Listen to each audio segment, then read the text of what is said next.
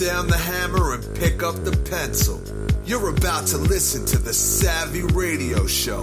Learn from real-life real estate investors, experience revealed with the Savvy Landlord as your host.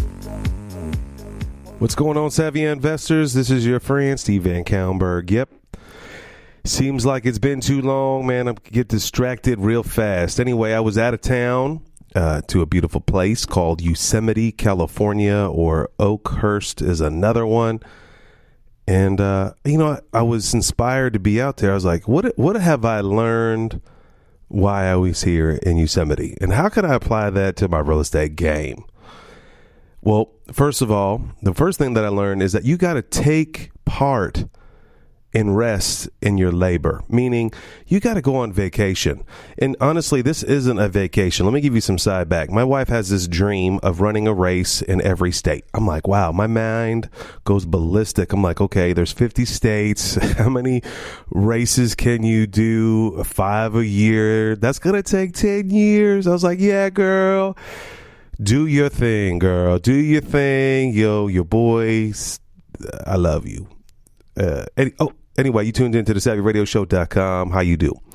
So I was like, so 2 years ago, or not last year, my wife was going to go and, if I support her, whatever she needs, I'm down. And she's like, can you go with me? I'm like, yep, I can be reading at the bottom of the deal while you're up there in the mountain. Do your thing. And that was a year ago. And it didn't work out. So our child got ill, and I decided to run. And next thing you know, this year, 2018, I ran that marathon.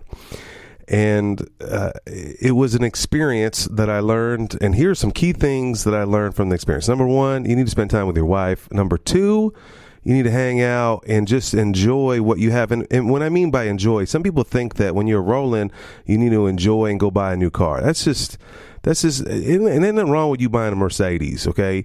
But you need to enjoy, like, you only live once, like, experience things you would never experience. Listen, I'm a city boy. I got no love for the mountains, like, or camping or fishing. I mean, I'll camp with my boys, maybe. I don't know.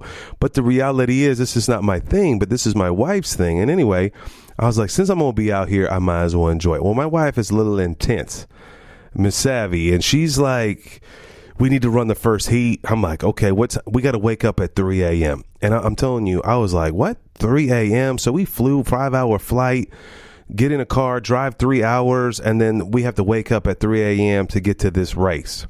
So we do that, and I realized being first always wins. Being first on a property. Just the other day, I haven't told my boy Brian Nix this, but Brian Nix beat me out of a deal by being first. He saw an email from a wholesaler. He jumped on the email. I didn't know this until I saw the email. I called the dude at 1 o'clock. At 2 o'clock, I'm on my way to the crib. I'm like, man, I'm gonna lock this up.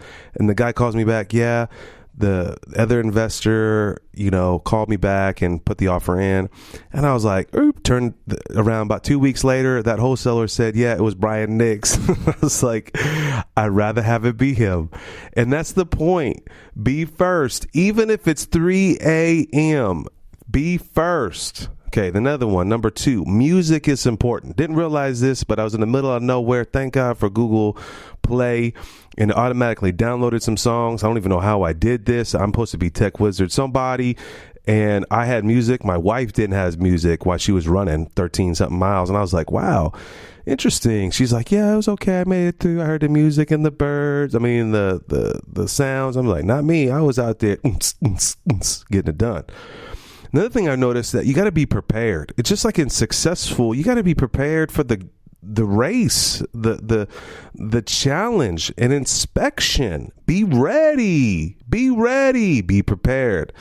I didn't, have the right gear, have the right socks, have 2 pairs of underwear. The next thing I learned, I guess was number 15. I don't know, whatever. Everyone is equal, and everyone is equally scared. I noticed, this is like runners, they kind of have this own little clique, but we were there at 3 a.m. and we were huddled. It was like 30 degrees. I know, in the top of the mountain. I can give you more of those details, but I was like, I'm out here at 3 a.m. and this race doesn't start till 6. By the time we got to the mountain, it takes an hour to get up to the top. It was 4 a.m. And I'm up there. I'm like, 2 hours. I'm looking at I'm like, this is what you do because you love your wife. And I'm like, I'm just going to enjoy the moment. So I'm just listening to people around me. We're all huddled around a fire trying to stay warm. And I was just thankful that I was prepared with the gear. That was just I mentioned. But I noticed that a lot of people were scared too. Not scared like, ooh, I'm scared. Like scared to talk, scared to open up, scared to be vulnerable. And I was like, wow, that's interesting.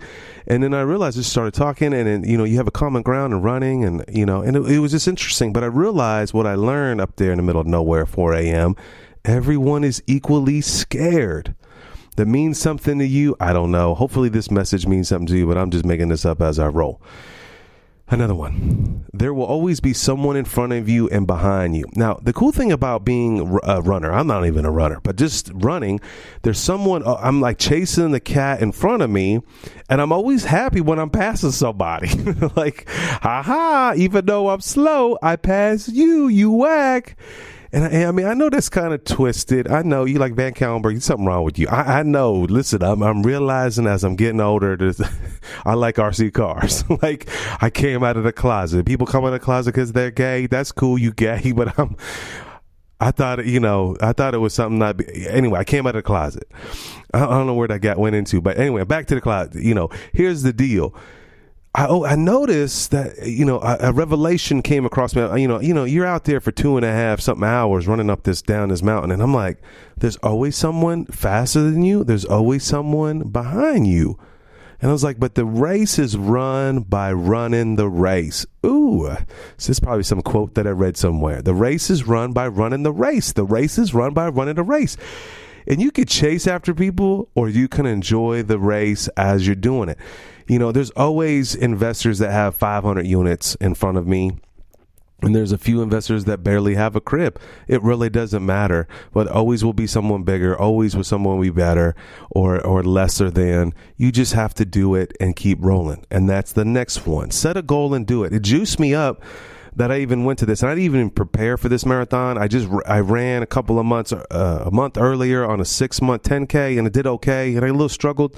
And I was like, man, it's going to be murder. My wife is injured. It's going to be super murdered.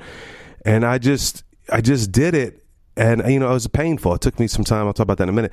But through the process, I'm going to set another goal. When you achieve a goal, you got to set another goal. And that's what I learned while running. You got to be setting goals all the time. I mean, even micro goals like, okay, this week I'm going to work out twice a day.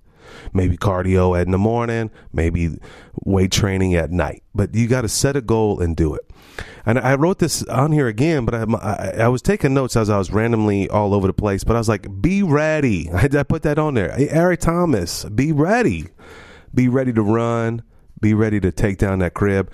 I love working with people, and we're working on our finances, and we're just, getting ready, getting lined out to take off. You got to get ready. I learned that the rough terrain, right? I didn't pay attention. I didn't read about this. My wife hooked this all up, and I just showed up. And I learned, man, I wasn't ready for the rough terrain. I mean, for 3 miles, we were in it was like dirt. Like they called this fire running. I'm like, fire running? Yeah, I'm on fire the minute I started this mother effer. But it was slick. Rocks were everywhere. And when someone else was running, they would kick a rock over to me. And what got me going was that other people were doing it too. Even in this rough terrain, I'm out here in the middle of nowhere, no cell phone. But thank God for Google Play for downloading the music randomly for me. And I'm like, man, but I was pushed by someone else next to me. They were running on the terrain. I'm telling you, if you would have showed me this terrain, I wouldn't have ran on it. If I would have read on the webpage, I wouldn't have probably ran. Well, I probably would have because I did it for my wife. But the reality is, the other people around you push you. Again, you got to get together with some mentor, some friend, some homie. Just, hey, look, we're going to meet on Saturdays. I know some people in Oklahoma City, they meet on Saturday morning at 8 o'clock for breakfast, and they just do it. It's not easy, but you got to do it. Another thing I realized, and I've been working on, another tip that I learned on this deal is I've been working on my subconscious mind. You got to get this audio course. It's on Audible. It's called Prosperity Mindset. Oh God, I can't remember the name. Of course, I'm saying something I don't even. It's Prosperity something. If you really want to know about it, let me know. Text me, message me, email me. You can find me on the Savvy Radio Show, or just figure it out. You can find me, and I'll let you know. It's Prosperity Consciousness. That's it. There you go. Prosperity Consciousness. And I always wonder, like, when I'm trying to help people, how did I get to this point in my life? I had to reprogram myself. I had to work on my subconscious. I'm not broke, poor, and dumb, right? I'm wealthy, an investor going to the next level. So I worked on my subconscious mind the whole time. And when I was running, I was working on my subconscious mind. You could say it's praying, but I was rebuilding myself in my mind. You could do this. You're a runner, man. What's the next race you're going to run? And that's you as a real estate investor, man. Right now, it's tough out there. You ain't finding deals. You got to say, hey, it's going to get glory pretty soon. And I'm going to keep fighting. Subconscious mind, be trained, look for deals, and make it happen. The next thing at the end, it's okay to talk to yourself. I do it all the time, so do it to yourself. Someone's got to juice you up. I'm glad that you listen to the podcast. How far are you? 10 minutes, and you still own it. But you got to talk to yourself, and your subconscious mind will talk back to you. Come on. Talk to your subconscious mind, and it will come back to you. And we can maybe have an episode on the subconscious mind, but Napoleon Hill, Jim Rohn, Anthony Rock, they talk about subconscious mind. It's working when you're not working. Another one is prepare in advance. I prepared an ice bucket. Like, seriously, like I got to the dollar store. As soon as I landed on the plane, I was like, where's Dollar General? Boom, pulled over there, got 2 buckets, and I was ready, and I was ready to ice it down. I knew I was going to go because my legs were going to be some issues, and my knee was going to be some issue. My feet was plantar fasciitis. I knew it was going to be an issue, and I was going to be ready. I was prepared. You got to be prepared. Someone's trying to borrow money the other day, and I was like, he wants a no money down deal. I was like, I get it. What's your reserve if there's a problem? And stumped them. Be prepared. Be prepared to jump when you need to jump. Be prepared if things go awry, that you're ready for it to go awry. Be ready. I learned too, I needed to rest before and after. So I have a trainer that a homie I'm working out with, lifting weights, trying to be cool. And the week before, I was like, we always do legs. I didn't know how important your legs are. It's obvious for everybody. You own them 8 hours a day or 16 hours a day. You're on your legs walking around. And the week of, we didn't do no exercises with legs. And I thought that was interesting. No leg exercise. I was ready on Monday. I'm ready. Let's get the squats on. And he's like, no, you need to rest before. I thought that was cool. And then I realized too, you need to rest after. So you gotta set some margin for rest. And the rest after, I didn't prepare. Like, we were gonna go. Like, I only wanted to spend one day in Yosemite. Get off the plane, go right to the deal. It's a 3-hour drive. Go to the race 3 a.m. What in the world? Do the race, go sightsee, and be done. If you follow me on Facebook, you see I had the janky photos in the beginning, and I was like, I'm good, I'm out. But we were so tired. The body was so broken down. Cheap Van Kallenberg, not Thrifty VC. That's the new G. We had to stay another night out there in Yosemite, and it was $200 for a hotel room. I was like, damn, because they got you. There's no hotels out there. And so we had to spend another night, and it was worth it. I realized you got to rest before, even if it costs you $200 more. I was like, bam. See, but I wasn't prepared for the money, but I was prepared to rest. Accept who you are, not something super special. I realized, some people in there are all juicy, the shirt off, and they're running like like superstars. I was all bundled up with a beanie, freezing my tail off. And then you just got to enjoy this deal. I got to look around and see the balance. It's not about winning. It's about enjoying it. I'm not someone super special. I'm some runner. Now I'm trying to be super special investor now. I'm going to take that all to the bank, and I accept that. That's what I'm doing. But, sometimes you don't have to be super somebody. You just need to enjoy the deal. All right. So then one of the stretching things, and I'm going to tell you this tip that my man, Matt Blagg, I got to call him out. He's a superstar investor, man. This dude, he's just been blowing my mind of just the grinding it out, getting his house in order. If you hang out in Oklahoma City, You got to talk to this superstar musician, Matt Black. This dude, I've been hanging out with this cat lately, and he's been off the chain in my back of my mind. And I told him this idea one day. I was like, man, every day you need to increase something. And he's like, what do you mean? I was like, look, every day something needs to increase your life in some way or form or fashion. Like, you need to be doing something that you would normally have not done before. You need to do something new, like maybe learn more about the DSC coverage, the debt service ratio coverage, or you need to, learn a new app, or, grow, learn something new. Every day you need to grow. You need to increase. It's called Kanai, Anthony Robbins. I may have talked about it before. You can Google it up, Kanai, So I was like, man, I'm a hypocrite, Van Kallenberg. I'm telling people you got to increase every day. I'm telling my people that I'm working with, you got to increase my clients. You got to increase the student. You got to increase.